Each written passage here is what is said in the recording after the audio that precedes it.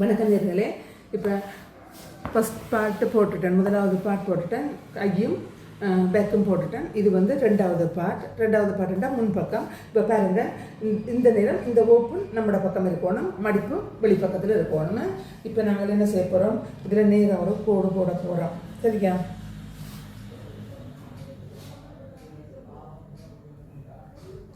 நேராக கோடு போட்டுட்டேன். ஏன்னா இந்த கரையை வெட்டிடணும், இது இருந்தால் டைட் பண்ணும். அதுக்கு பிறகு அரைஞ்சி தையல் வாசிய முன்னுக்கு இந்த ஐ பிடிக்கிறது குக்ஸ் பட்டி பிடிக்கலாம் தையல் வாசி கொண்டு தானே. அப்போ அரைஞ்சி தையல் வாசி விட்டுட்டேன்.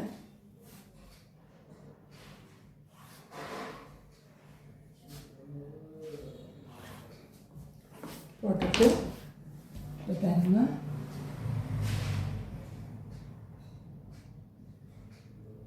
இதை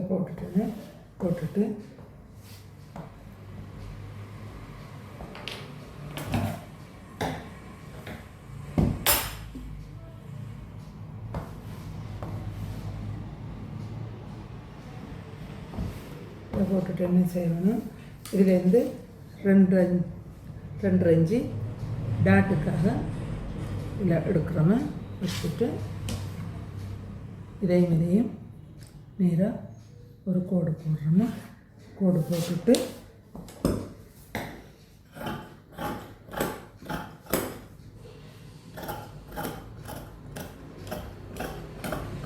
இதை வந்து இப்படி வெட்டிடுங்க. வெட்டிட்டு இப்போ இதிலேருந்து இது கழுத்துக்கு ஒரு கட் மார்க் போட்டு இப்போ என்ன செய்யணும், இதை எடுத்து வச்சுட்டு இப்போ எங்களுக்கு வந்து இவருக்கு வந்து பாயிண்ட் வந்து 8 வருது. அதாவது 32 4ஆல் பிரிச்சிங்கன்னா பாயிண்ட். அப்போ 8 அரைஞ்சு தையலுக்கு 8 அரை. சரியா? இது வந்து பாயிண்ட் பார்ட். இவரோட முன்பக்க உயரம் வந்து 32 4ஆல் பிரிக்கணும். 4ஆல் பிரிக்கக்குள்ள 10 அரையும் ஒரு பாயிண்ட்டும் வருது. அப்போ அதை 33 ஆக்கிடுவோம். 33 ஆக்கினா 11 ஒரு அரைஞ்சு தையல் வாசி. அப்போ 11 அரைய இதான் வந்து அவட கீழே இருக்கும். இப்போ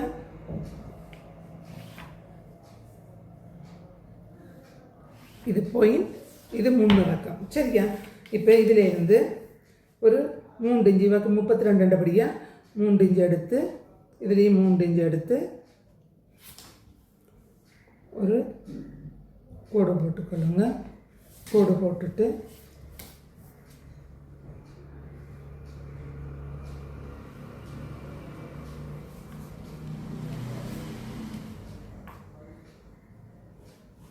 இஞ்சி கோடு போட்டுட்டு இதில் இருந்து ஒரு அரை இன்ச்சு கீழே பதியுங்க. பதிச்சுட்டு இதில் இருந்து ஒரு 1 காலும் 2.5 எடுங்க. இதில் வந்து 1 கால், இந்த பக்கம் வந்து ஒரு 1 கால் எடுங்க. இப்போ 2.5 எடுத்துட்டு இதையும் இணையுங்க.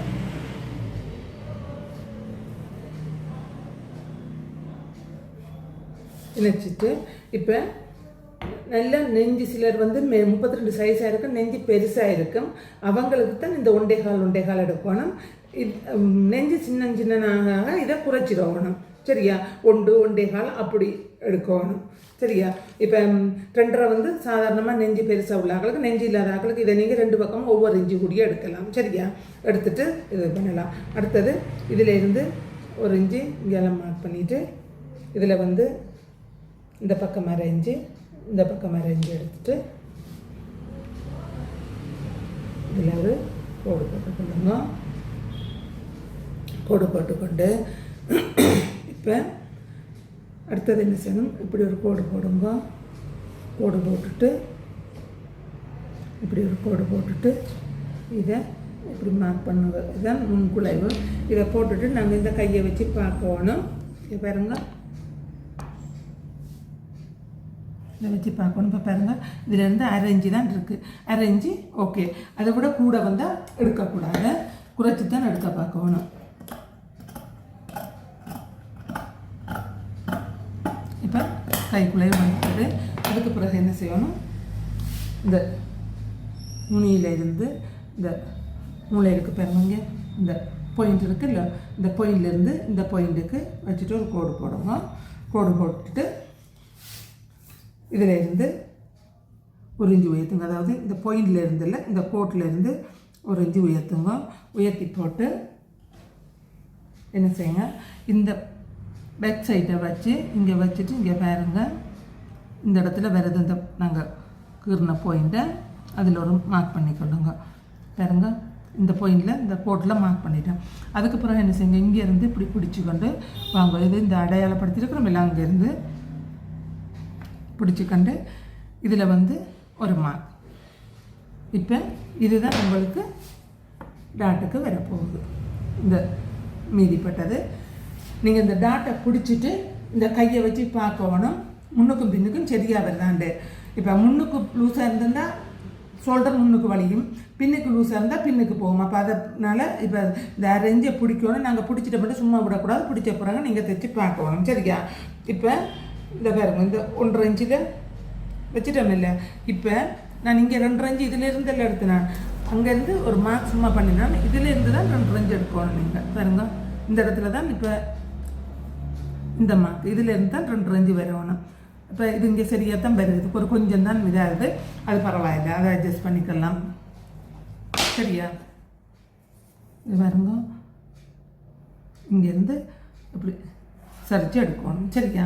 இப்போ இதான் அந்த 2.5 இன்ச்சு சரியான இடம். எந்த இடத்துல முன்னிறக்கம் இருந்தோ அந்த இடத்துல இருந்து தான் நீங்கள் எடுக்கணும். சரியா? இப்போ எடுத்தாச்சு. இதை எடுத்த பிறகு என்ன செய்கிறோம், இதில் வந்து 1 இன்ச்சு தையல் வாசி விடுறோம். ஏன்னா தையல் வாசி எங்களுக்கு தேவையில்லை, தையல் வாசி விட்டாச்சு. இப்போ இதில் இருந்து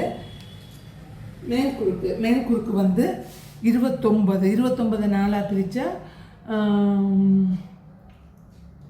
30 நல்லா பிரித்தா 7.25 வருது. 7.25 நீங்கள் என்ன செய்யணும், இந்த தையல்லேருந்து எடுக்கணும் 7.25. பாருங்கள், 7.25 1/2 இன்ச்சு தையல் வாசி, ஒரு 1/4 இன்ச்சு லூஸை இப்படி எடுத்துருவணும். எடுத்துகிட்டு இதுதான் இப்போ மார்க். இப்போ நாங்கள் நெக் எடுக்க போகிறோம். நெக் வந்து அவருக்கு 6 கேட்டவ, முன்பக்கம் 6 எடுத்தாச்சு. இப்போ இதில் இந்த கோட்லேருந்து தான் நெக் இந்த இது எடுக்கணும். ஒரு 2.5 எடுத்திங்கன்னா சரி. எடுத்துட்டு இதையும் கோடு போட்டுட்டு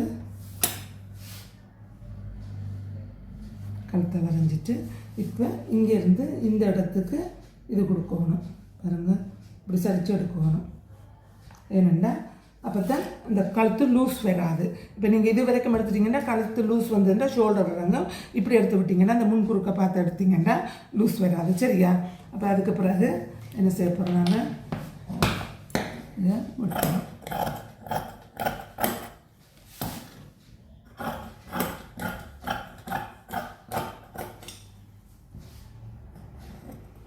இப்போ பட்டிட்டு இப்போ பாருங்கள், இதிலேருந்து 1 இன்ச்சு உயர்த்த போகிறோம். முன்பக்கம் கூட எடுத்தால் வளைவு கூட வந்தால் உங்களுக்கு தைக்கிறது கஷ்டமாக இருக்கும். அடுத்தது பாருங்க, இதில் இருந்து இந்த முன்பக்கம் நல்லா பார்த்துக்கொள்ளுங்க.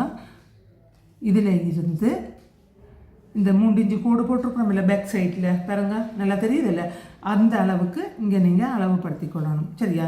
இப்போ அளவுப்படுத்தியாச்சு. அளவுப்படுத்திட்டு என்ன செய்யணும், அடிமட்டத்தை வச்சு நடுக்கோட்டுக்கு கொண்டு வரக்கூடாது. இதுக்கும் ஒரு கோடு போட்டுக்கொள்ளுங்க.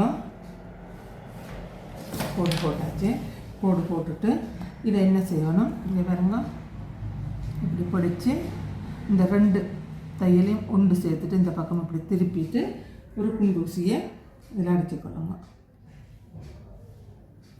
அடிச்சுக்கொண்டு இப்போ இது என்ன செய்யுங்க, இந்த ரவுண்ட் ஷேப்பில் வெட்டிக்கொள்ளுங்க.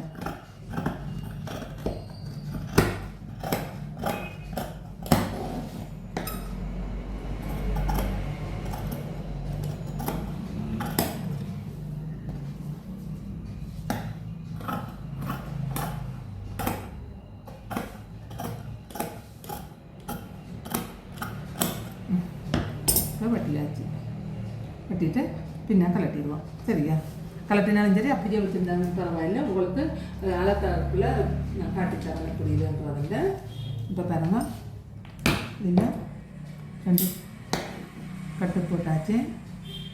கட்டு போட்டுட்டு இதெல்லாம் கட் மார்க் போட்டுக்கொள்ளணுமே.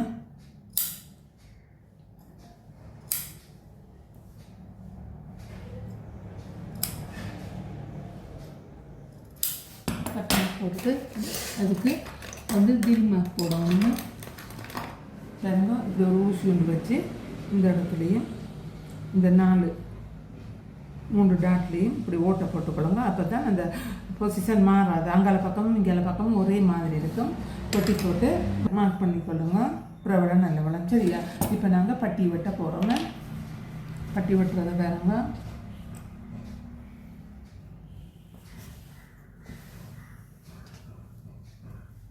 இப்படி துண்டு எடுத்துக்கொள்ளுங்க.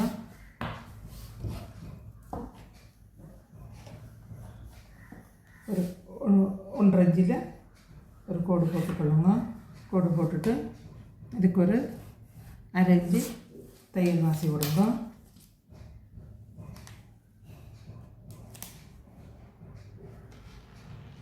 தையல் வாசியை விட்டுட்டு இப்போ இதுலேருந்து 3 இன்ச்சு தானே அந்த கோடு விட்டுருக்குறோம். பேக் சைடில் அந்த 3 இன்ச்சுக்கு ஒரு கோடு போடுங்க. கோடு போட்டுட்டு வெட்டுங்க. வெட்டி கோடு போட்டுட்டு இப்போ இதை இதில் வைக்கிறீங்க. பாருங்கள், தையல் வாசியை விட்டாச்சு. இந்த கோட்டோட இந்த கோடு இப்படி வேற ஒன்றுமே. சரியா? 2 கோடும் எல்லாம் சமமாக இருக்கணும்.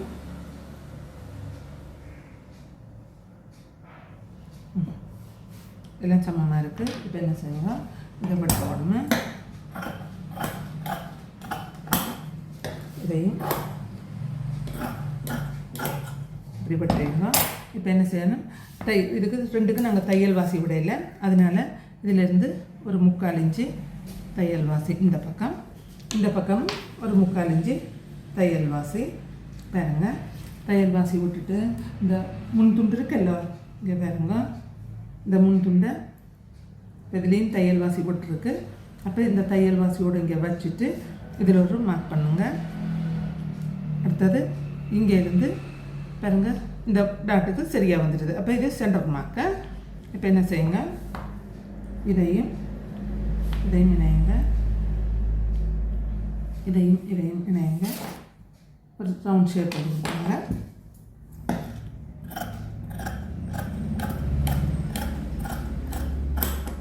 இப்போ நீங்கள் தைக்கக்குள்ளே சரியாக நாங்கள் 3/4 இன்ச்சு தான் பிடிச்சிருக்கிறோம். 2 பக்கமும் அதை தான் பிடிக்கணும். கூட பிடிச்சாலும் குறைச்சியாக பிடிச்சாலும் இந்த பக்கம் உயரம் குறைய வரும், அல்லது கூட குறைய வரும். கூட குறைய வரக்கூடாது. தைச்சிட்டு வச்சு பாருங்க. சரியா? எல்லாம் சரியாக இருக்கான்ட்டு பார்த்துட்டு தான் நீங்கள் செய்ய வேணும்.